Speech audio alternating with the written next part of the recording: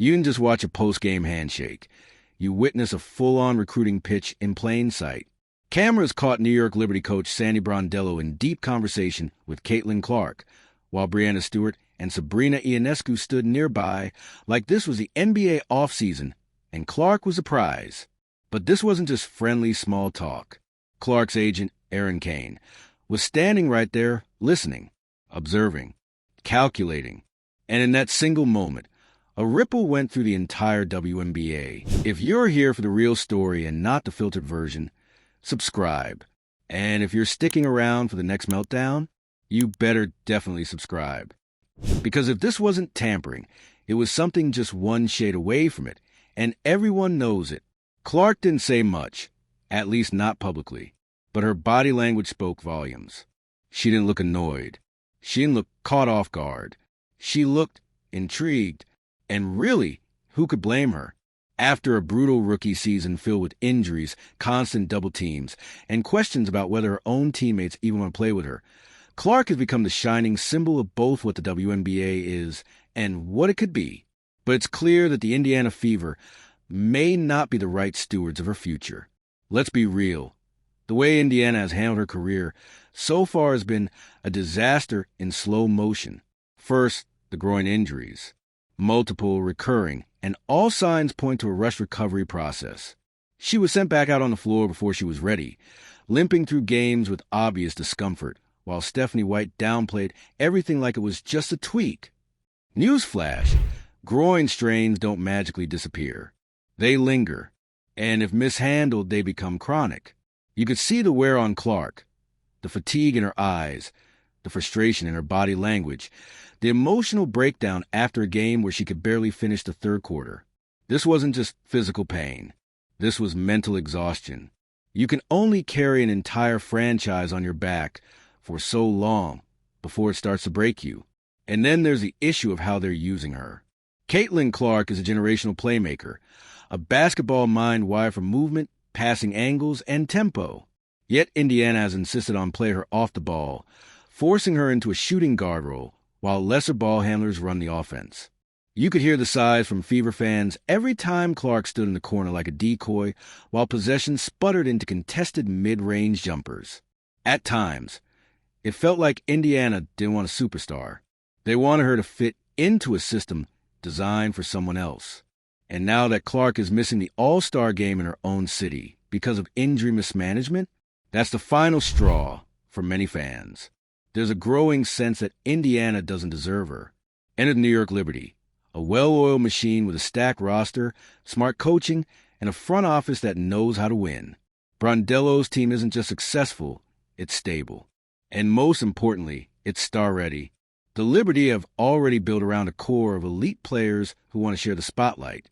Sabrina Ionescu and Breanna Stewart know what it means to elevate a franchise, and the idea of adding Clark to that mix? That's not just a big three. That's a dynasty in the making. And the Liberty know it. That's why they're already laying the groundwork. Little conversations after games, supportive comments and interviews, subtle social media interactions. It's all very professional, but very strategic. Make no mistake, they're coming for Caitlin Clark. The WNBA, for its part, is in a bind. They want parity. They want competitive balance. But they also want to protect their biggest draw, the woman who has single-handedly boosted viewership, sold out arenas, and turned a struggling Indiana franchise into a primetime story. If Clark walks, it's not just Indiana that suffers. It's the league's entire image. So now, behind the scenes, there's panic. Front offices are scrambling. Executives are making calls. The WNBA can't exactly step in and stop a free agent from leaving, but the optics of losing Clark after just one contract cycle would be a PR nightmare. Imagine the headlines. Clark escapes Fever mismanagement for super team glory in NYC. That's not just a power shift. That's a reckoning. But here's where it gets complicated. Clark has options, more than most rookie stars ever do. Her popularity, combined with her on-court dominance, gives her the leverage to shape her future on her own terms. And unlike in the NBA, where players are often locked down for years before they can move, the WNBA structure means Clark could be a free agent sooner than most people realize. And the Liberty aren't the only ones circling. Whispers are growing about the Las Vegas Aces, a team with its own dynasty dreams. What about the Chicago Sky, looking to rebuild around a fresh face? Even the Seattle Storm have entered the chat, with a revamped roster and deep-pocketed ownership.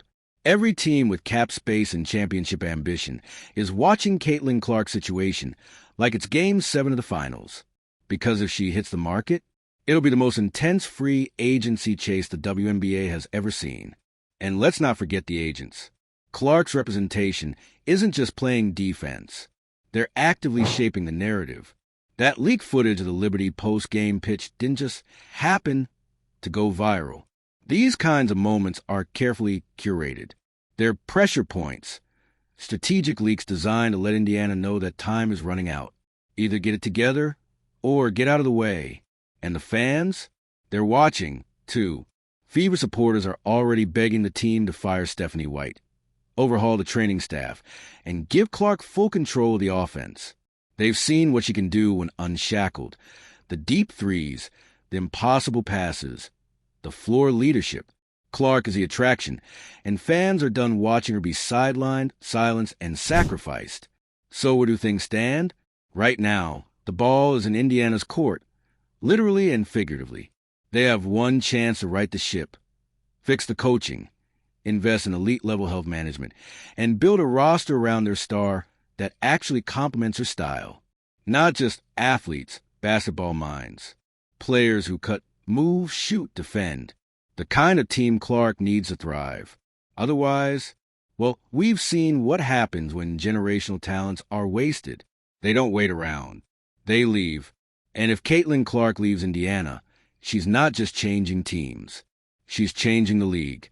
She becomes a WNBA's LeBron, the player who doesn't just chase championships, but builds them. She becomes the face of a super team era, a marketing giant, a global ambassador for women's basketball, positioned exactly where she needs to be. On the biggest stage, surrounded by talent, play her brand of ball, fast, fearless, and completely in control. That's the version of Caitlin Clark the league deserves. That's the version she deserves. And if Indiana won't deliver it, the Liberty and half the league are waiting with open arms. Because what's happening with Caitlin Clark is no longer just a team drama. It's not even just a league issue. This is the kind of moment that turns into a case study. The tipping point where a star athlete's mistreatment creates ripple effects that change how a league functions forever.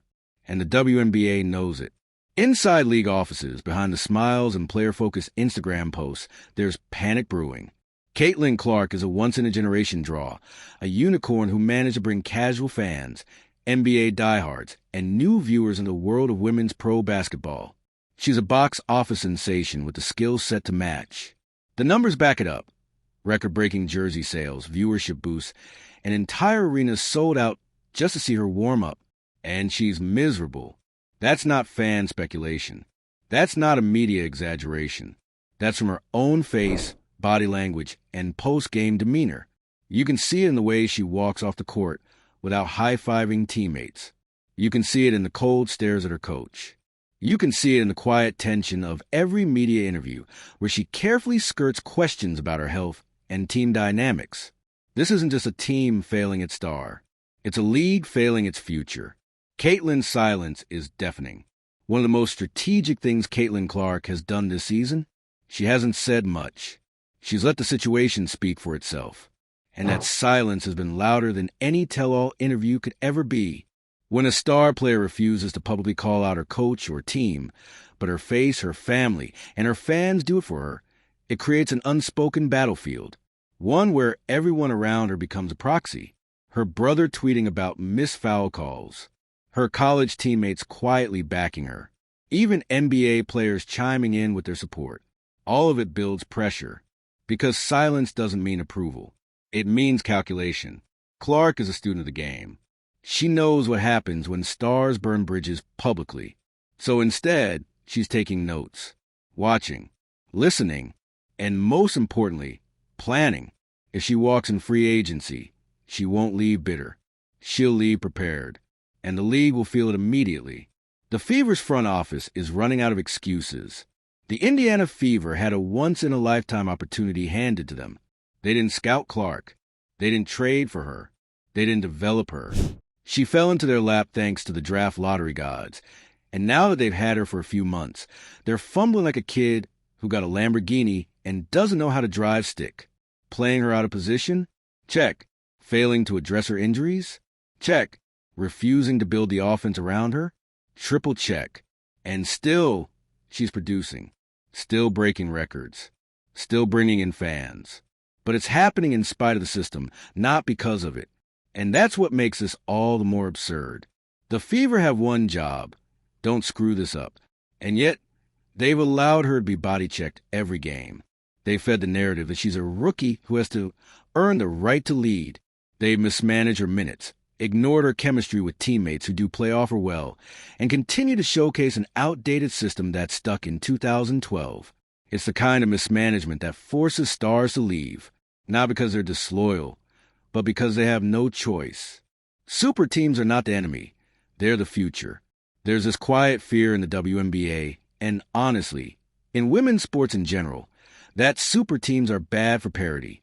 That if Caitlin Clark joins the Liberty, or even the Aces, it'll ruin the balance of the league. But let's be real, dynasties don't kill leagues. Irrelevance does. The NBA thrived through the Lakers-Celtics era, the Jordan Bulls, the Warriors' reign. Why? Because fans tune in for greatness. They want drama. They want villains.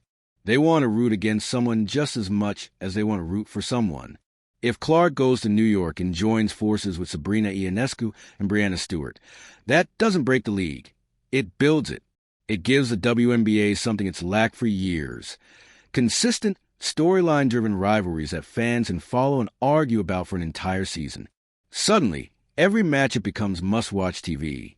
Suddenly, every arena she visits becomes a sold-out spectacle. And suddenly, the WNBA goes from niche coverage to ESPN first segment status. Sabrina and Stewie aren't recruiting for fun. Let's not underestimate what that post-game moment with the Liberty really meant. That wasn't small talk. That was strategy. Stewart knows what it takes to win titles. Ionescu knows how to lead a franchise. Brondello knows how to manage personalities and elevate stars without dimming their light. They're not just looking for another player. They're scouting a legacy piece. Clark fits into that system like a glove. She stretches the floor. She opens up transition lanes. She allows Sabrina to move off-ball more. She brings energy, IQ, and a level of spacing that could turn New York into a cheat code. And the Liberty are clearly willing to do what it takes. Word on the street is that some players would even restructure deals just to make the cap work. That's how badly they want her. That's how much they believe in her. Because here's the truth. They don't just want Caitlin Clark the player. They want Caitlin Clark the era. What happens if she stays? Now, let's explore the other path. What if Clark decides to stay in Indiana? Let's assume they fire Stephanie White. They overhaul the medical staff. They draft or trade for players who complement her game. They let her run the offense like she did at Iowa. Fast, aggressive, spacing the floor, hunting transition opportunities. That version of Indiana could be special. But here's the thing. It's not guaranteed. And it's not immediate. Clark has already spent a season being overworked and underprotected. She may not have the patience for a 4-year rebuild, especially when super teams are forming overnight and championship windows are opening right now.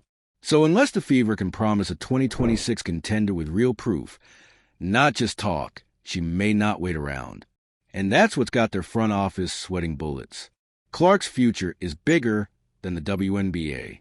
At this point, Caitlin Clark isn't just making basketball decisions. She's managing a brand. She's the face of Nike, the darling of ESPN, the future of women's sports media. She could headline documentaries, lead endorsement campaigns, host Saturday Night Live, and still drop 25 a night. Her next move isn't just about wins and losses. It's about legacy, and where she plays matters.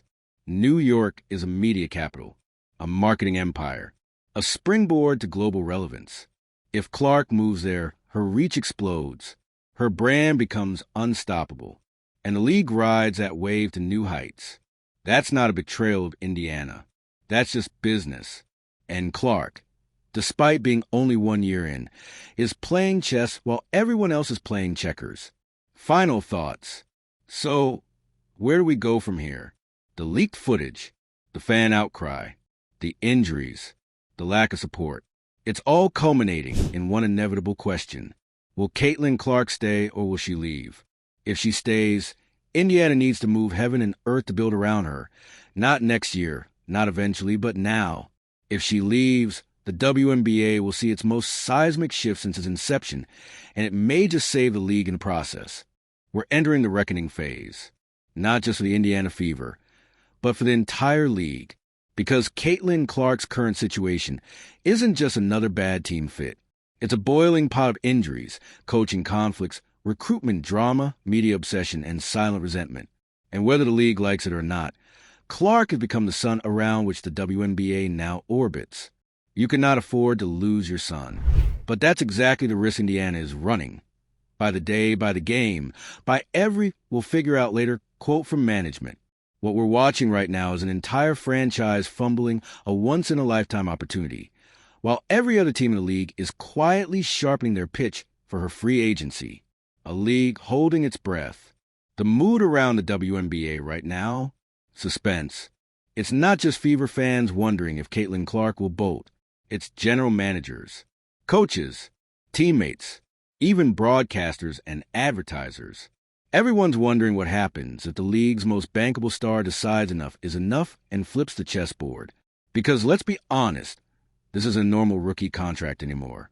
Clark is bigger than the team, bigger than the brand, and in some ways, bigger than the league. She's brought in a flood of new fans, shattered decades-old records in under a season, and given the WNBA its first real shot at mainstream breakthrough. The only thing more dangerous than her staying in a dysfunctional system is her leaving it. Because if she walks, it's not just a player changing teams. It's a loud, symbolic indictment of how the WNBA treats its stars. And everyone knows it. What Indiana gets wrong and keeps getting wrong. You want to know what's wild? The Fever actually got lucky. They didn't build Clark's brand. They didn't cultivate her rise. She showed up a fully formed phenom, with a ready-made fan base, a viral skill set, and the media in her pocket. All Indiana had to do was not ruin it. But here we are. They drafted Clark, then played her out of position. They ignored her chemistry with shooters and slashed her minutes during critical fourth quarters. When she got injured, they brushed it off publicly. When she got fouled, the coach bit her tongue. When she cried on the bench, the cameras cut away, but the fans didn't forget. At this point, Clark's biggest competition isn't another team. It's burnout, because nothing kills a generational talent faster than mismanagement, not just on the court, but off it. Overuse, poor communication, public undermining. All of it adds up. And the worst part? Indiana seems convinced this is normal rookie adversity. It's not. It's a masterclass in how to fumble generational greatness. An entire league is taking notes. Liberty's pitch. Championship now, not someday. Let's switch gears for a second. Imagine this. You're Caitlin Clark. You just finished a rough road game. You're limping off the court, emotionally drained, and you get pulled aside by Breanna Stewart. She pats you on the back, tells you she's got your back. A few minutes later, Sabrina Ionescu swings by, jokes about how you look great in Liberty Blue. Sandy Brondello steps up and, with a straight face, tells you, you run the offense and we'll win titles. Simple as that. That's not tampering. That's recruiting energy. And the vibe is impossible to ignore. New York isn't pitching a rebuild. They're offering a crown. They've already built the infrastructure. The talent is there. The culture is strong. What they need is one final piece. Someone to push them from perennial contenders to dynastic legends. Clark's the piece.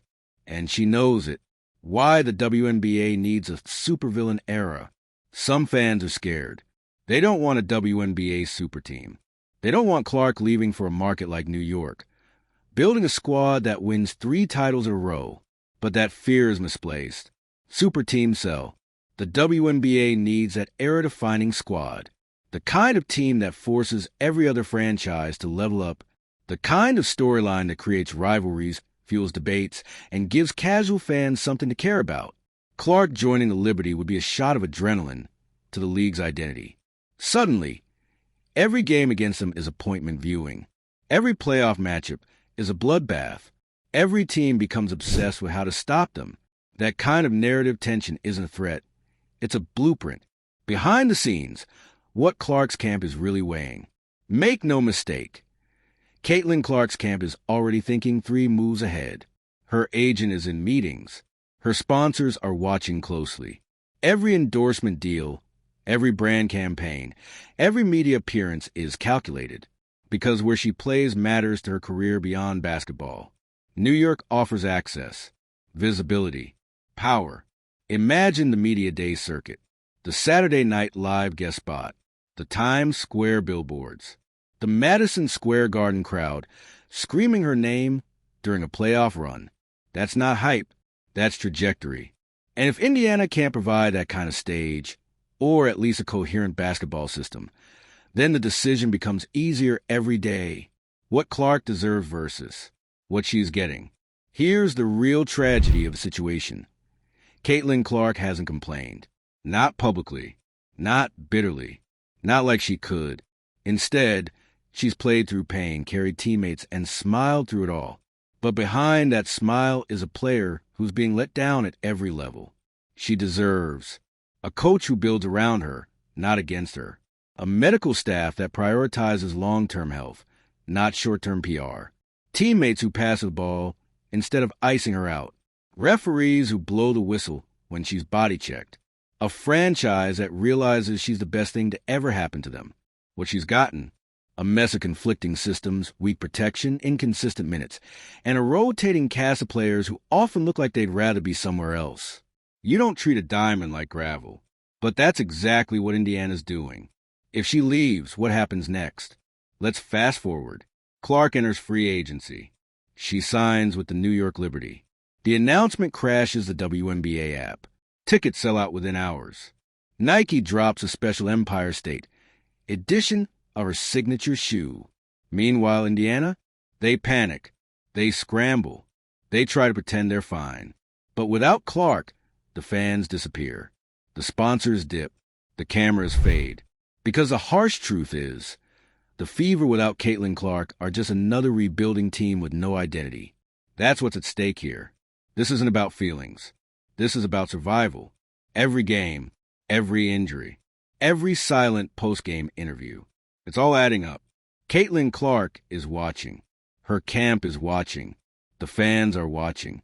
And so is every rival team, waiting to see if Indiana blinks first. Because whether she stays or goes, one thing is certain. Caitlin Clark has already changed the WNBA. The only question is, will the league rise with her, or will it let her walk away?